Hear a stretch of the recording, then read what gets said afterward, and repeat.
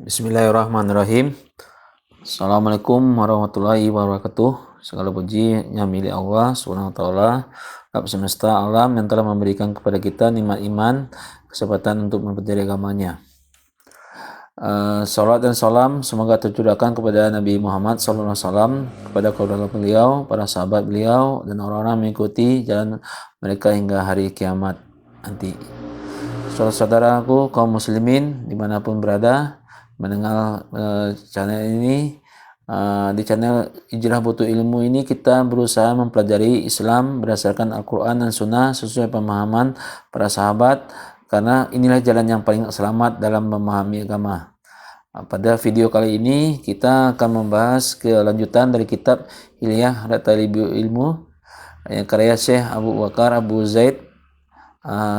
Pada pembahasan kali ini kita akan memasuki bab kelima, yaitu terkait ilmu dan takwa.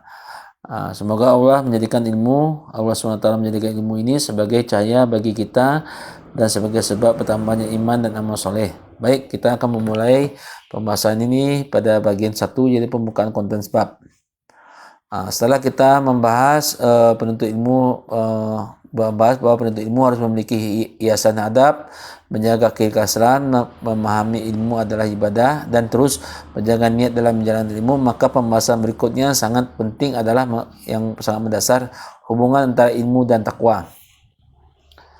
Ini adalah inti yang sering hilang dari banyak pembahasan tentang ilmu. Banyak orang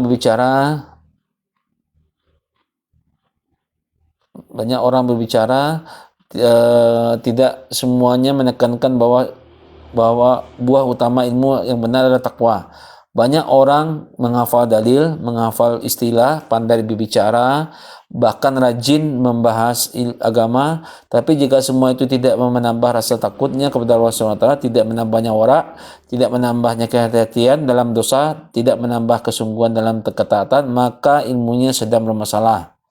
Bab ini sangat penting kita bahas karena adanya kesalahan besar yang tersebar di tengah umat. Itu beberapa kesalahan yang sering terjadi.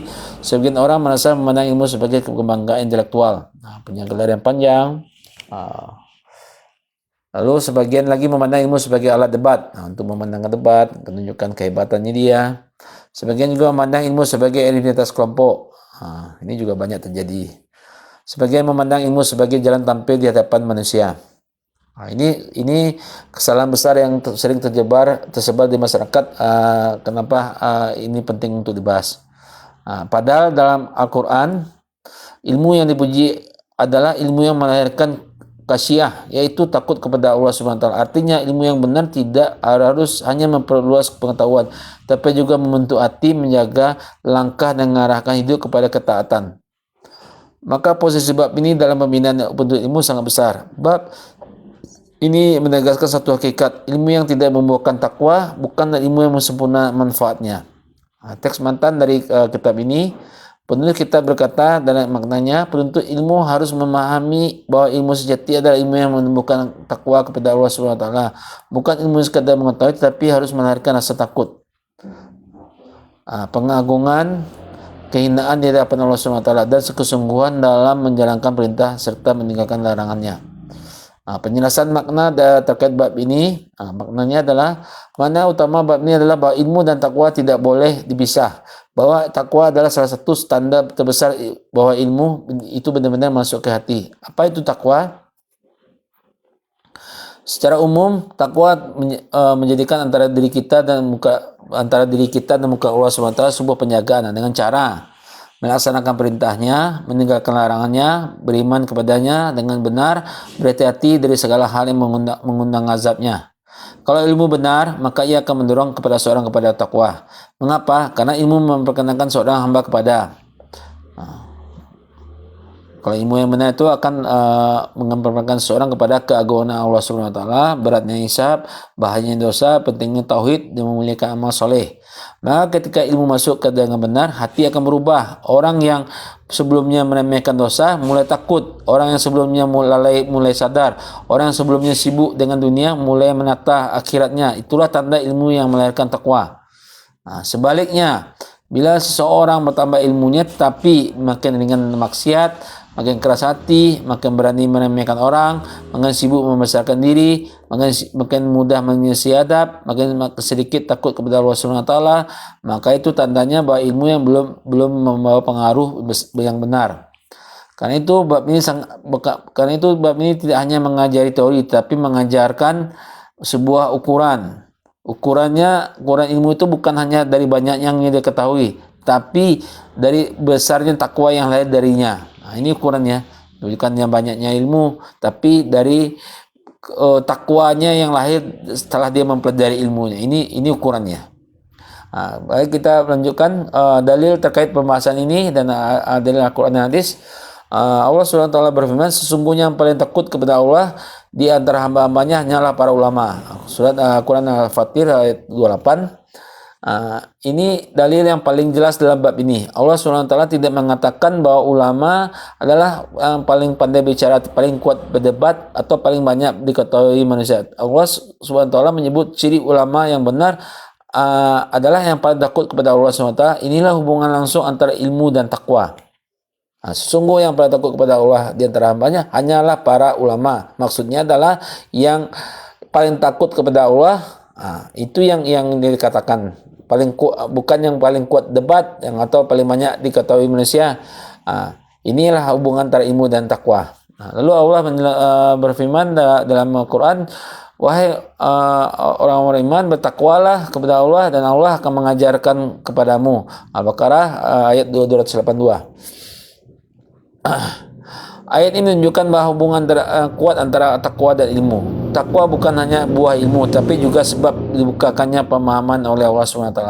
Allah SWT berfirman, bertakwalah kepada Allah, sesungguhnya Allah Maha mengetahui segala sesuatu. Al-Baqarah 231.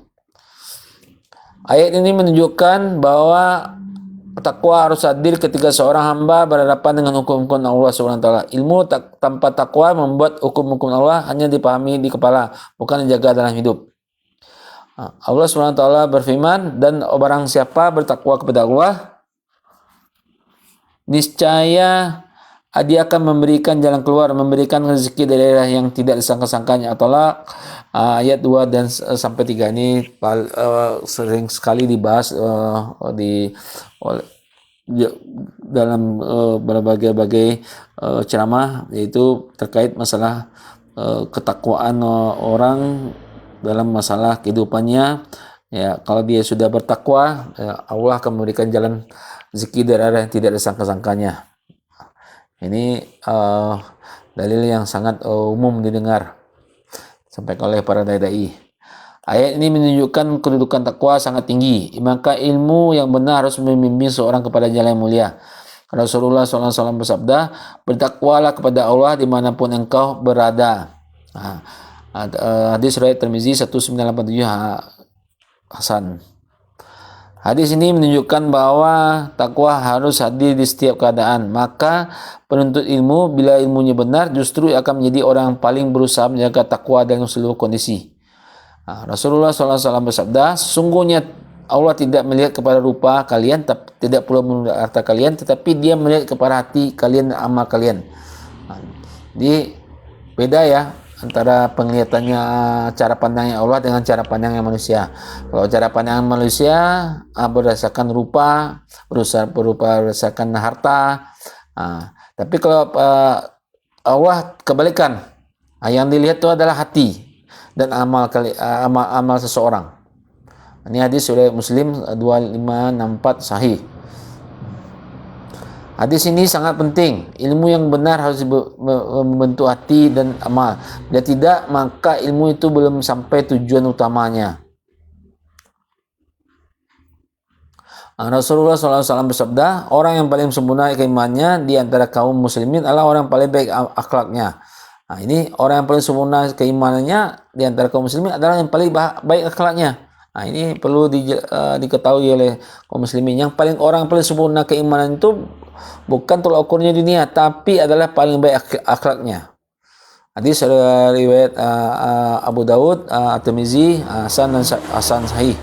Hadis ini menunjukkan bahwa ilmu, iman dan takwa tidak dipisahkan dari akhlak. Jadi ilmu yang benar harus tampak pada perilakunya. Jadi kalau seorang ilmunya luas, gelarannya banyak, tapi tidak nampak dari perilaku kesehariannya, berarti itu ilmu itu tidak membawa dampak yang baik kepada dirinya. Ini banyak terjadi seperti ini. Nah, kita lihat penjelasan ulama terkait pembahasan bab ini. Ibnu Qayyim dalam masalah ini dalam kitab beliau Al-Miftah menjelaskan bahwa ilmu yang bermanfaat adalah ilmu yang menumbuhkan rasa takut kepada Allah Subhanahu wa taala, menambah hamba dari hawa nafsu dan mengarahkannya kepada akhirat. Maknanya sangat jelas, ilmu yang tidak mengubah hati menjadikan lebih tunduk kepada ilmu yang kehilangan ruhnya.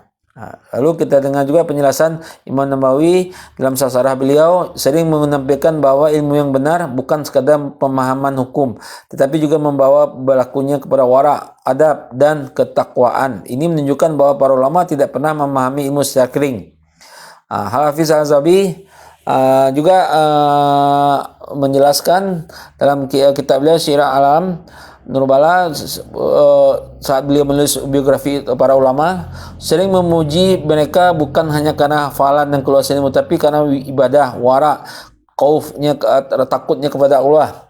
Khauf itu adalah rasa takutnya kepada Allah dan kezuhudan mereka. Ini memberikan pelajaran bahwa ukuran ulama dalam timbang Ahlussunnah bukan sekadar keluasan pengetahuan, tapi juga ketakwaannya bagaimana.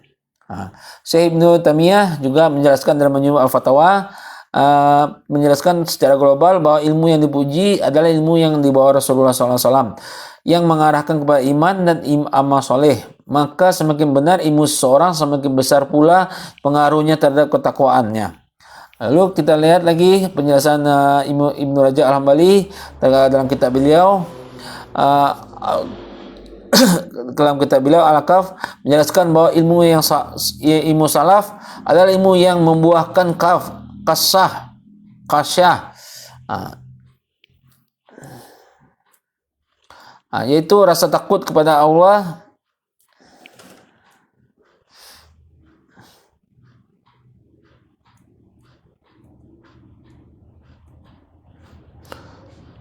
yaitu rasa takut kepada Allah,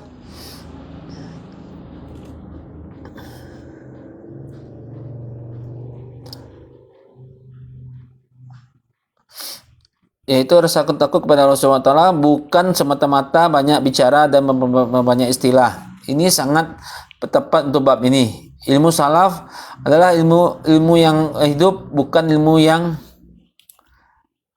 dingin. Kesimpulannya, para ulama Ahlussunnah sepakat ilmu yang tidak membuahkan takwa adalah ilmu yang cacat secara manfaatnya. Analisa ilmiah terkait pembahasan ini, analisa ilmiah logika syar'i, kalau ilmu benar-benar mengenalkan seorang hamba kepada Rabbnya, maka mustahil ilmu itu tidak menumbuhkan takwa. Mengapa? Karena siapa yang benar-benar mengenal Allah SWT akan semakin mengagung-agungkannya, semakin takut menyisihinya, dan semakin malu bermaksiat kepadanya. Bayangkan seorang tahu bahwa api itu membakar, pengetahuannya itu akan membuatnya berhati-hati. Kalau ada orang mengaku tahu api membakar tetapi tetap bermain api dengan api tanpa takut, maka pengetahuannya itu tidak sesungguh akan berpengaruh kepada dirinya.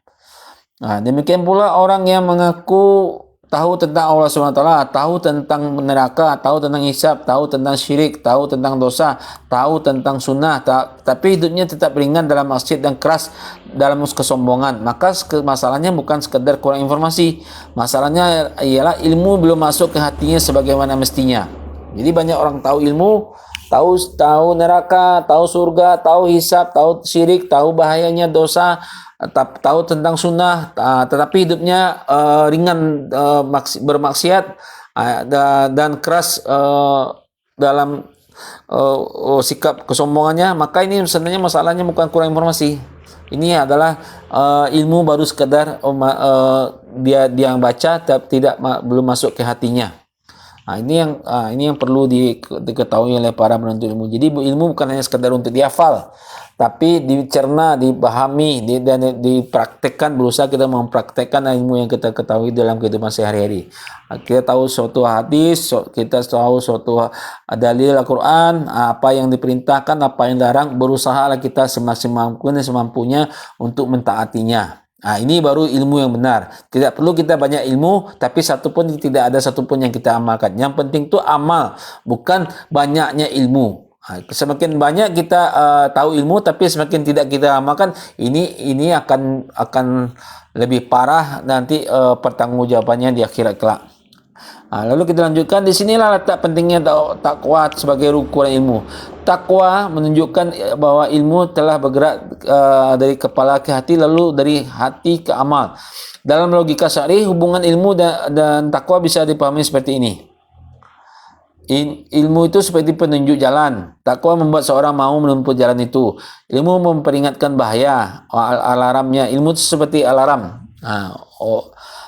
Takwa membuat seorang menjauh dari bahaya itu. Jadi ilmu menjelaskan perintah Allah SWT, takwa membuat seorang tunduk kepada melaksanakannya. Jadi coba dipahami ya. Ilmu sebagai penunjuk jalan. Takwa itu membuat seorang mau menempuh jalan itu.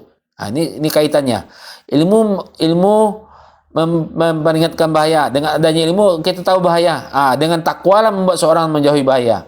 Jadi bukan dengan adanya ilmu orang tahu itu bahaya, tapi tidak cukup sampai di situ, tapi butuh takwa agar seorang menjauhi bahaya tersebut.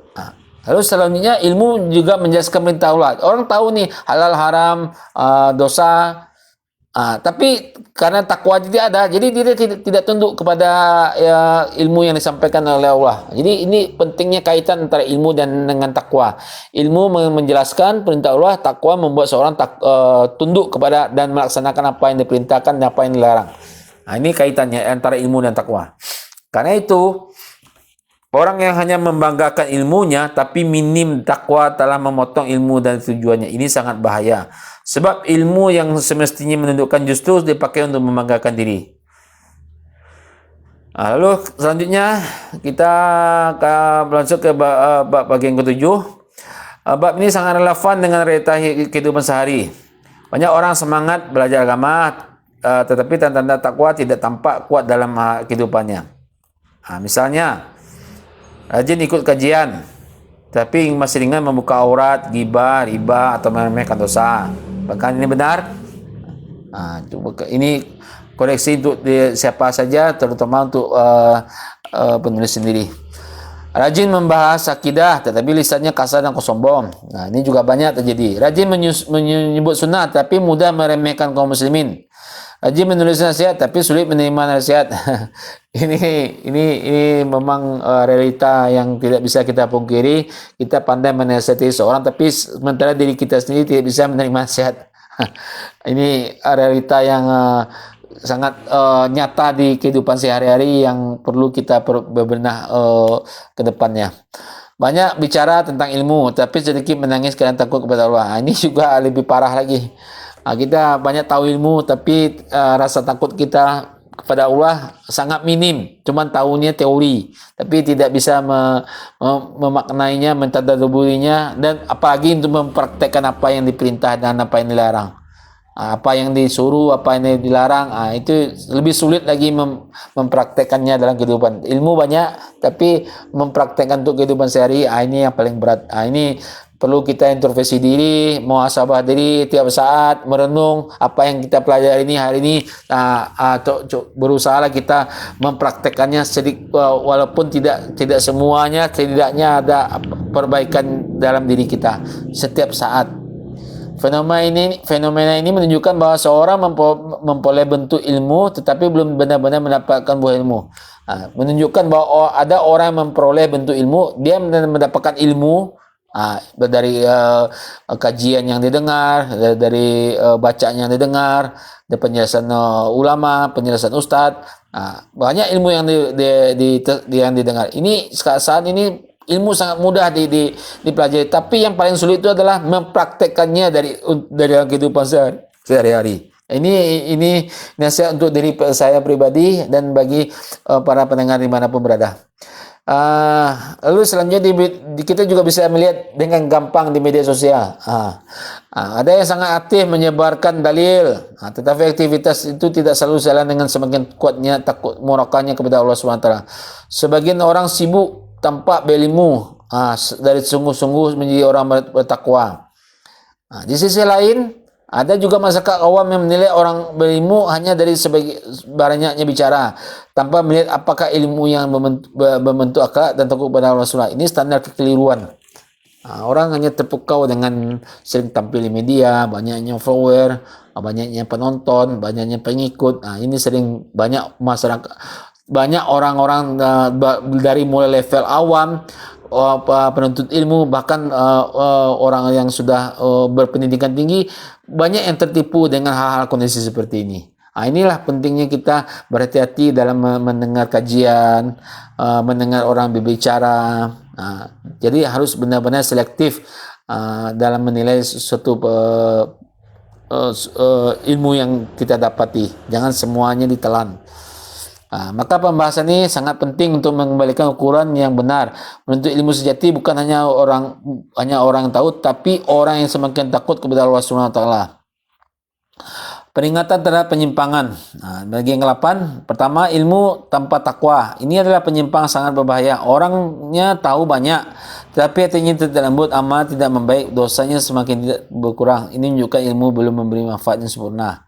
Yang kedua, menjadikan ilmu sebagai kebanggaan. Sebagian orang merasa mulia hanya karena ia tahu banyak hal. Ini bertentangan dengan ruh ilmu. Ini seharusnya merendahkan hamba kepada Allah SWT, bukan meninggikannya di hadapan nafsunya. Lalu yang ketiga, mengukur kemuliaan ilmu dari kefasihan lisannya. Ini juga kesalahan. Fasih bukan ukuran takwa. Biasanya seorang yang fasih tetapi hatinya kotor, maka kemuliaan ilmu diukur dari pengaruhnya pada ketakwaannya. Lalu yang keempat, meremehkan dosa atas nama ilmu. Ini juga sangat berbahaya.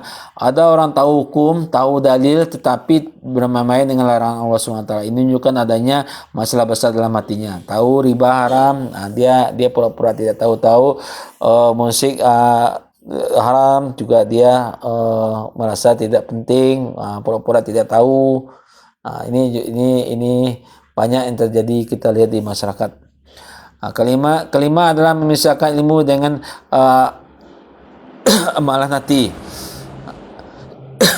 Ini juga banyak yang sebagian orang juga menganggap ilmu cukup hanya dipelajari secara akademik.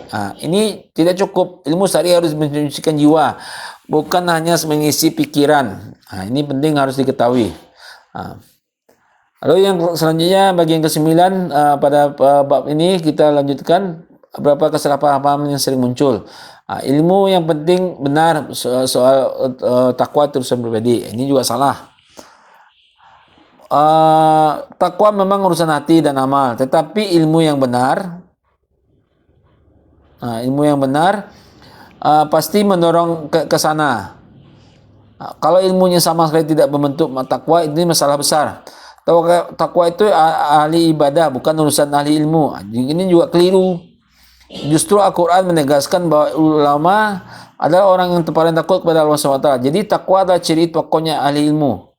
Lalu yang ketiga, kalau seorang yang banyak dosa, berarti ilmunya pasti tidak ada manfaat sama sekali. Juga tidak selalu demikian. Manusia bisa tergelincir, tapi yang harus dilihat adalah apakah ilmunya membuatnya bertaubat, merasa bersalah, dan berusaha memperbaiki diri. Kalau iya, masih ada kebaikan. Yang berbahaya adalah saat ilmu tidak lagi menimbulkan rasa takut dan penyesalan. Lalu yang keempat, takwa itu hanya soal penampilan luar. Ini juga salah. Takwa mencakup hati, niat, lisan, amal, kehati-hatian dalam ketaatan serta dosa. Dan yang kelima, kalau seorang keras dalam berbicara, berarti dia paling bertakwa, paling tegas. Tidak otomatis. Takwa bukan diukur dari kerasnya ucapan, tetapi dari lurusnya hati, benarnya amal, dan kesesuaian dengan syariat. Ini definisi takwa yang benar. Lalu selanjutnya kita masuk ke 10 bagian realita yang terjadi di masyarakat terkait bab ini. Fenomena yang nampak di masyarakat terkait hari ini adalah adanya kesenjangan antara banyaknya akses ilmu dan lemahnya buah takwa. Sebab-sebabnya, pertama, sebagian orang belajar agama hanya pada lapisan informasi, bukan pada lapisan amalan hatinya. tazkiyahnya. Lalu kedua, budaya instan membuat orang ingin cepat tahu tetapi tidak sabar memperbaiki hati. Yang ketiga, banyak yang lebih mengejar identitas religius daripada kedalaman ibadah. Keempat, masyarakat terkadang lebih menghargai retorika daripada warak dan akhlak. Yang kelima, pembahasan tentang takwa lebih sering dianggap kurang menarik dibanding mendebat dan polemik. Dampak terhadap umat. Dampaknya adalah lahirlah generasi yang banyak bicara agama tapi lemah murakabahnya. Dakwah menjadi keras tetapi tidak selalu menghidupkan hati. Masyarakat awam bingung melihat orang berilmu tetapi akhlaknya berusak. Ini banyak kan? Gelarnya sampai profesor, doktor, tapi akhlaknya aduh, nauzubillah.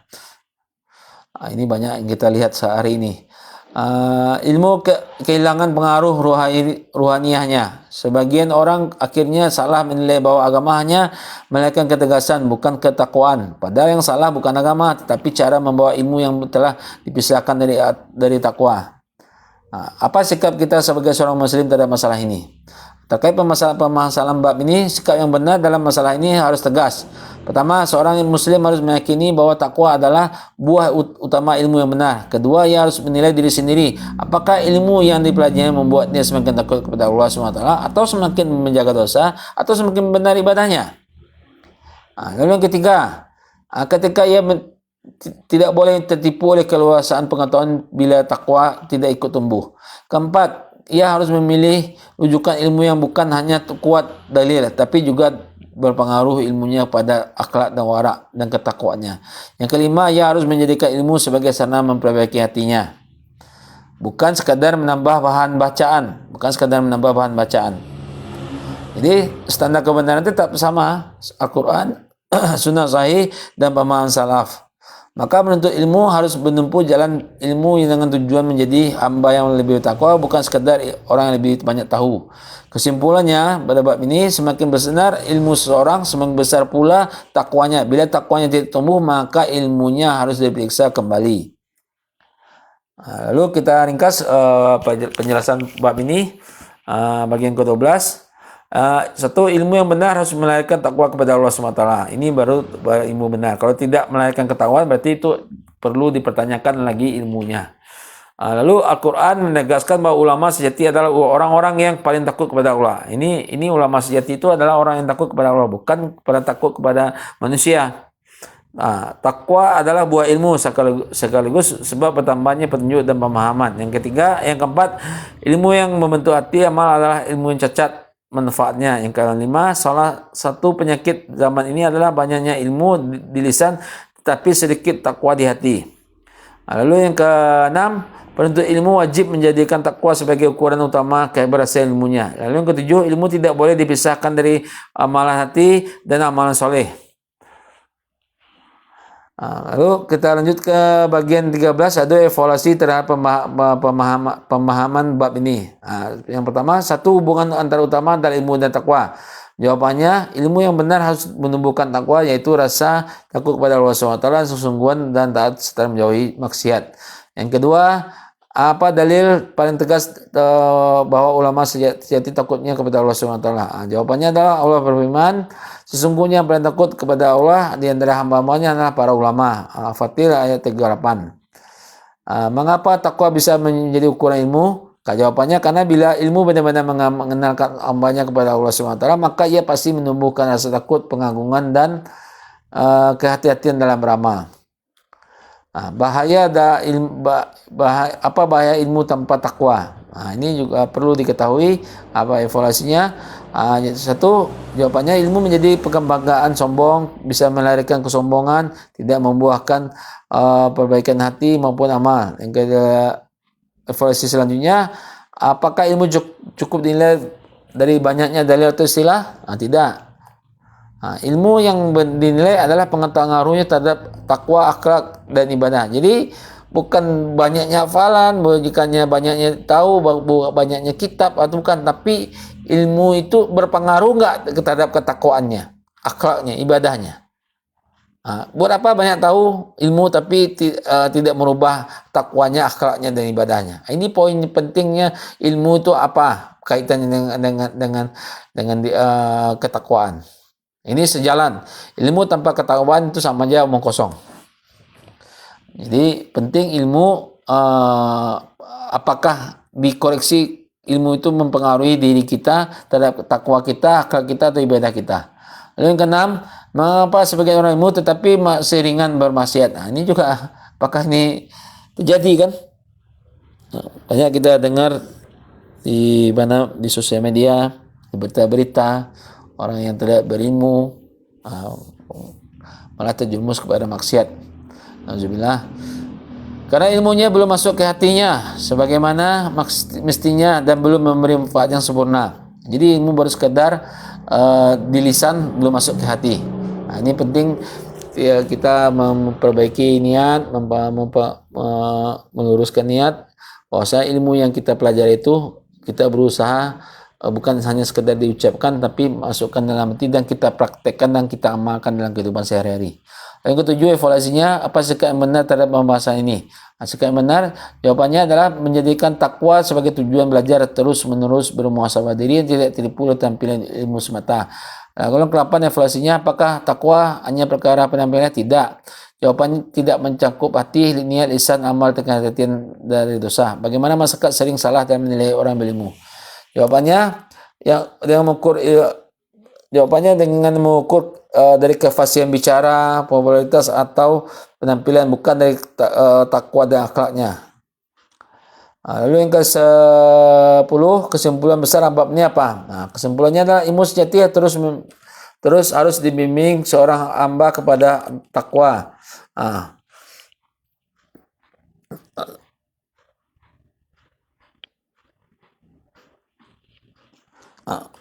Ilmu kehilang saya ulang, apa kesimpulan besar dari bab ini? Jawabannya adalah ilmu sejati harus membimbing seorang kepada takwa. Tanpa takwa, ilmu kehilangan tujuan utamanya. Lalu yang ke-14, nasihat penutup dari bab yang ini. Penuntut ilmu, jangan putus asa hanya karena engkau memahami banyak hal. Jangan tertipu hanya karena engkau bisa menjelaskan. Jangan merasa aman hanya karena engkau duduk di majelis ilmu. Tanyakan pada dirimu, apakah ilmumu membuatmu lebih takut pada Allah?